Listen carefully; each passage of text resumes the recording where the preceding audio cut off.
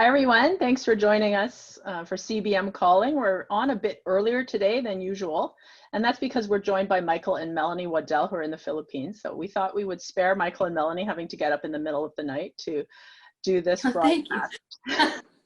Your sleep, enjoy your sleep, and sleep is important. So thank you so much for joining us today. We're happy to see you. You both look great.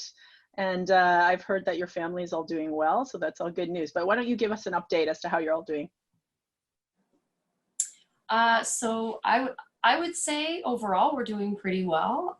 Our routine hasn't really changed much, being in the house based on the fact that our children are all homeschooled anyway. So they're all into a schedule and a general routine on a daily basis. What's kind of, I think it's a little bit psychological as we think about the fact that we are in lockdown, that we kind of feel like we have to make sure we go outside and do things in other parts of our routine that aren't really normal to our day, because I think in our heads we're like the humdrum of just kind of getting through every day is really challenging. But overall, on a day-to-day basis, we're doing pretty good. I think probably the most challenging part would be when we leave our home to go. Mike and I went the other day to get groceries, and we didn't realize how bad it had gotten outside the walls of the Waddell home. And so everywhere we went, everybody was wearing a face mask, and it was just like a lot of sanitizing hands and keeping distance, and the grocery store was fairly crowded because of course we're in Asia, so that's normal for here. And so I think that's when it hit us fairly hard. I actually had to go to the van and get Mike to finish the grocery shopping because it was weighing really heavy on my heart, and just sort of some fears and anxiety I think that creeps in as a mom, but also as just us being here and being the only foreign family in town. And I think probably for us being away from, not probably, I know, being away from our family in Canada is also weighs really heavy on our hearts too, because it's already hard enough to be this far away, but with such a worldwide pandemic, it's weighs pretty heavy on our hearts that we're not within driving distance where we can even just peek in the windows of our parents' house, but instead we're many, many, many, many miles from home. So that's been hard on us as well to think about. But overall, I think that we're doing okay as a family. We're playing lots of games. We're watching Heartland, many seasons of Heartland as a family. We're, like I say, into normal routine like that. So overall, I think. Yeah, I think, if we can be parents who brag about our children for a minute, we've always said our kids have been pretty adaptable and pretty amazing at this whole experience. And they continue to prove themselves that way to us. We've been pretty honest with them about what's going on, around the world, and they see it, of course. Actually, they haven't left the house, but they've seen it on the news or on Facebook stories, that kind of thing. And we've had lots of conversations with them about it, but they're just, they're troopers. They're doing really well, and for some reason, they seem to be able to really do well at staying focused on their schoolwork and trying to sort of tune out the noise of what's going on and just sort of keeping at that. So, of course, they miss home. They worry about family and all that stuff the same way we do, but they're really super. I think really good to hear. Yeah, I think we've had to remind our oldest daughter, Kyla, she's got asthma, so we've had to remind her a little bit more fervently about making sure she's washing her hands and how serious this really is and what her baseline is, and making sure she knows, like, because of the climate here, she's got environmental allergies that flare up her asthma. So she can be up and down a lot with it. And so we have to make sure, like, how's your chest feeling? Like, because if she's weak, that's of course when she's more vulnerable. So, and so she's kind of laughs at us because we're checking in with her more often than normal, but she's like, I'm fine. What is, but we have to kind of educate her a little bit of how this could really be if she wasn't, fine. So I guess that would definitely be a prayer request from us, is that Kyla would remain, her baseline would remain the same, and that she wouldn't have spikes in her allergies and all of that can flare up her chest and that sort of thing. So, yeah. Yeah, we'll definitely remember that in our prayers. And for those who are watching, I know people are praying for you as well, and definitely want to keep Kyla's health and all of that, and how she's coping and all of that in our prayers. Just wondering if you've been in touch with our church partners and the partners that you guys work with on a regular basis. Just wondering how they're coping in these times, and what have they been able to do in terms of their ministry? Has everything had to stop, or are they just doing other things?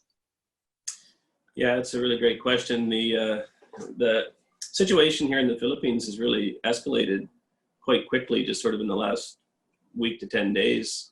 And of course, the Philippines is this massive archipelago of islands, and so we're not on the main island of Luzon where we used to be in Manila, but that's sort of where all of the cases are starting to pop up. And so as Manila's confirmed cases increased, they placed a lockdown on that Luzon island, and then all of the provincial governments and all the independent islands started to sort of follow suit. And so the Capiz province where we are, and the Roxas city government here in the city we live in, basically followed Manila's lead and example, and they started to put into place community quarantines to try to prevent the spread or prevent it from even getting here, right? Because at that point there was no confirmed cases on this island.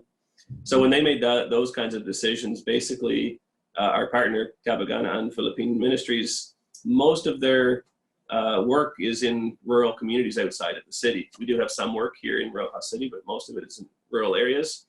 And so most of that work had to basically be put on hold because there was now perimeter checks and boundaries where you weren't allowed to come in and out of certain communities or in and out of the city easily without having proper passes. So those kinds of things have been put in place. So, and then yesterday, the very first confirmed case was discovered here in Capiz. And so when that happened, again, the provincial government here in Capiz province imposed what they called an enhanced community quarantine. Basically, essentially, it's a lockdown. So now people are instructed, don't leave your houses. We have what's called a barangay here. It's basically like a municipality. So it's a municipal level government. So now only one person from each household is allowed to leave the house, and only for the purpose of going to buy food or other essential supplies. But before you are allowed to do that, you have to acquire a barangay pass. You have to have an ID pass that they issue. So lots of people are kind of wondering how that process is going to play out and how they'll get their passes so they can get out and get the things they need. On top of that, though, and I guess where this is impacting our partner more so now, is that the confirmed case, and we just learned this news earlier today, is from the community of Lucero. Lucero, some of our listeners may know that name because it's one of the rural communities where KPM operates a childcare center that is supported by CBM.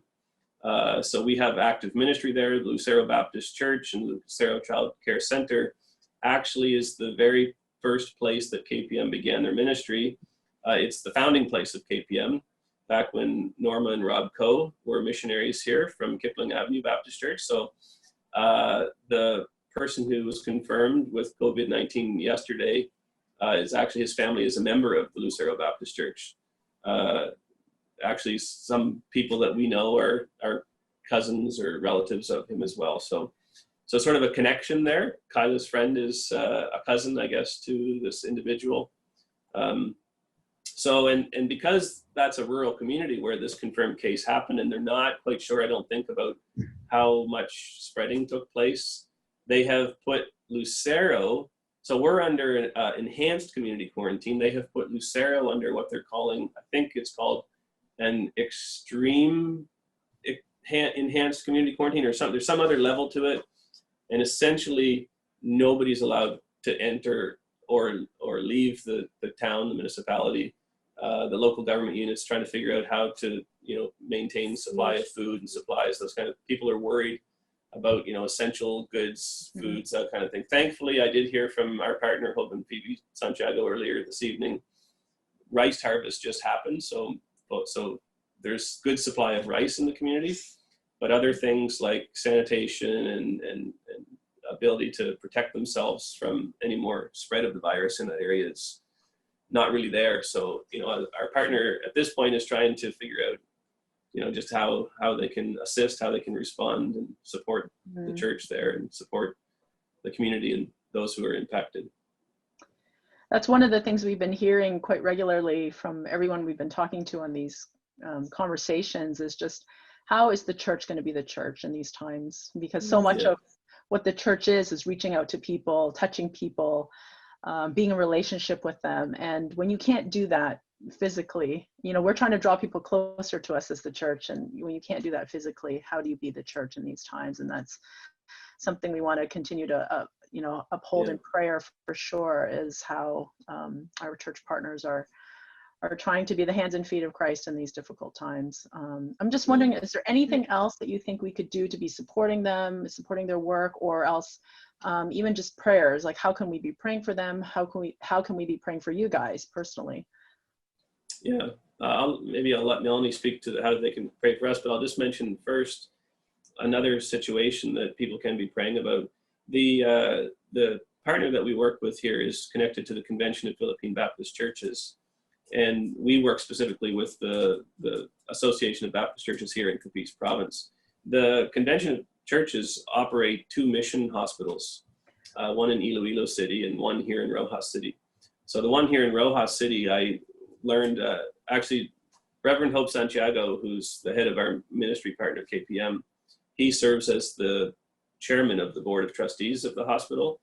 And so he's very active right now in terms of the hospital's response to this whole crisis.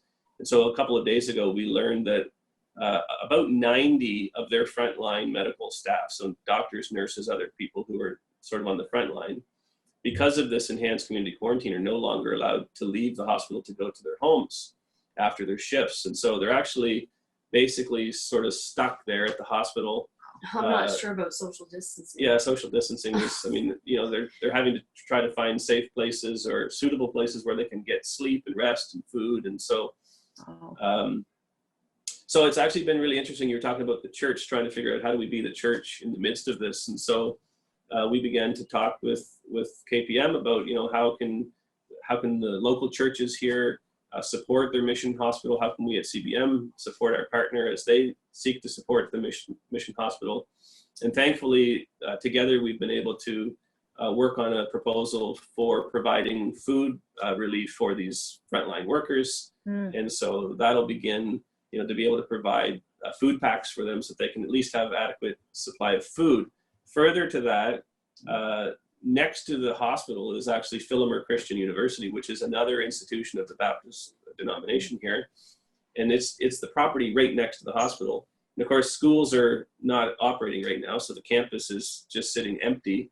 So the president of the university has agreed to allow the hospital staff who are stuck there to be able to go over and use the parts of the campus to get sleep and sort of away space from the hospital. So it's small ways how the church is able to sort of rally together and support in these times. But it's kind of been, at some levels, it's been really cool to watch them to sort of respond in these ways and to support one another through this time. So anyway, about how they can pray, I think us. Also to pray for our partners would be, our ministry partners, Hope and Phoebe Santiago, have adult children, but they're separated from 2 of them. One of them is on a cruise ship, works for Human Resource, and it's outside of San Diego, but it can't port. So he's on the boat and he can't get home. So that would be an area. And then their other daughter is doing her doctorate in theology in Germany. And so Human Resource, and it's outside of San Diego. Yeah, so she's in Germany. So that would be really hard on them and their hearts in regards to not being there for them, for sure. So that would definitely be an area of prayer. And as a mom, I connect with that, with her. With Phoebe and I have talked about that, and it would be really challenging for sure. I can't even imagine. And then for us, I guess, personally, would be, that we would remain calm and continue to have emotional, spiritual, and physical stamina throughout all of this, that we would check in with each other, daily to make sure that all of us as a unit are connected. As we know, kids will act out. Their behavior will be kind of a symbol of what's kind of going on for them emotionally. So being aware that if they're kind of flaring up with each other and that sort of thing, to check in on that with them and make sure that they're okay emotionally. And so that's something I'm continuing to do with my kids, is checking in with them in that way. So, and Kyla's health, that she would remain stable. As well, we have a Filipina that lives with us. She also has asthma too. So the two of them were really kind of protective of, making sure, you know, that their lungs are staying clear and that sort of thing. And so, and yeah, and that we can continue to work and press in on our livelihood project with Brugana, even here home, and see what that's going to bring when things kind of change for us in regards to the community, and hopefully being able to get out of the house and that sort of thing, but that we'd all stay safe and calm too in the midst of it. Well, thank you. And I guess another thing I think we've talked about too is that I know, sorry, that our we're so blessed by all of our church partners. So thank you to all of our church partners, individual partners, everybody that supports us. We feel so grateful for that.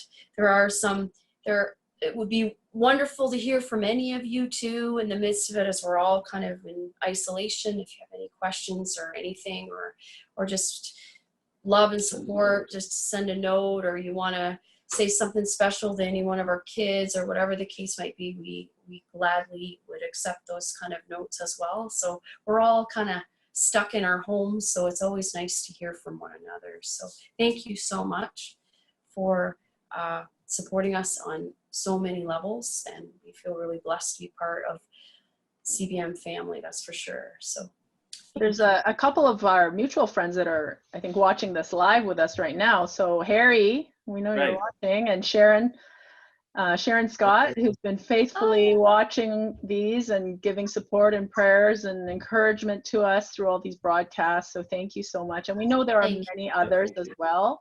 We've heard from so many people just dropping notes and saying, you know, how are people doing at CBM? How are the field staff? So there's a whole network of people out there that are just, you know, sending their love remotely. But we know that they're upholding CBM and you guys in their prayers. So thank you for all that you've shared today.